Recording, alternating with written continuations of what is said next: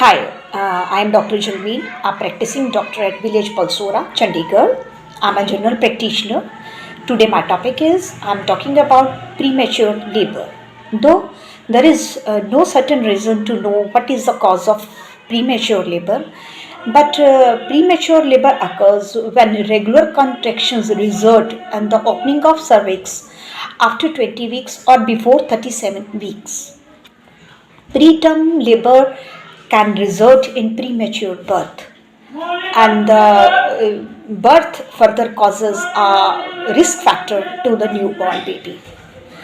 कुछ एक causes हैं जो which can lead to premature birth, like if the patient is feeling low back pain constantly, if the patient is having any vaginal bleeding or discharge, अगर patient को कोई vaginal infection है, या फिर पेशेंट को hypertension है, या patient diabetic है, या पेशेंट की मेम्ब्रेन्स रप्चर हो गई हैं, इन सब कारणों से पेशेंट जो है वो प्रीमेच्योर लेबर में जा सकता है. इन सब चीज़ों को मैनेज करने के लिए पेशेंट को मैनेज करने के लिए एक न्यूनेटल यूनिट जो है वो उसकी ज़रूरत होती है ताकि बच्चे को सेव किया जा सके.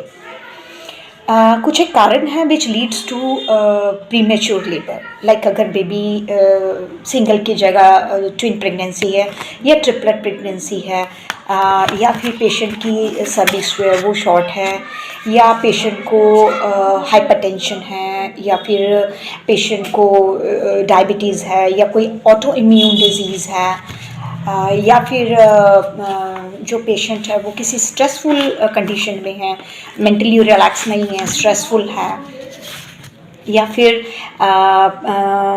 पेशेंट को यूट्रस में या प्लेसेंटा में कोई प्रॉब्लम है, कोई फॉल्ट है, तो या फिर कोई एमनियोटिक फ्लूइड की कोई इन्फेक्शन है, या फिर लोअर जेनाइटल ट्रैक्ट इन्फेक्शन कोई हो रही है, तो वो भी प्रीमेच्योर लेबर को लीड कर जाती है.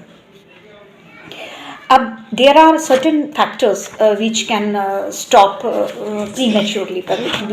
हम premature labor को रोक सकते हैं. जैसे अगर पेशेंट रेगुलरली डॉक्टर के पास विजिट कर रहा है एंटीनेटल चेकअप के लिए, और डॉक्टर के पेशेंट के regular supplements iron, calcium, vitamin D चल रहे हैं, या फिर पेशेंट अगर थ्रेटेंड में है उसको प्रॉपर हार्मोनल सपोर्ट दी जा रही है, इंजेक्शंस दिए जा रहे हैं, पेशेंट को बेड रेस्ट के लिए हम रेगुलर बोल रहे हैं, या फिर पेशेंट की डाइट अच्छी है और पेशेंट स्ट्रेसफुल पोजीशन में नहीं है, तो हम प्रीमेच्योर लेबर को काफ़ी हद तक रोक सकते हैं. कई बार देखने में आता है कि पेशेंट के 2 बेबीज़ के बीच में जो इंटरवल होता है वो काफ़ी कम होता है. अगर कम इंटरवल हो तो वो भी पेशेंट को प्रीमेच्योर लेबर की तरफ ले जाता है. तो पेशेंट को एडवाइस किया जा सकता है कि अगर आपने सेकेंड बेबी प्लान करना है तो कम से कम 2 से 3 साल का 2 बच्चों के बीच में डिफरेंस ज़रूर हो, ताकि प्रेगनेंसी जो है वो सेफ हो सके.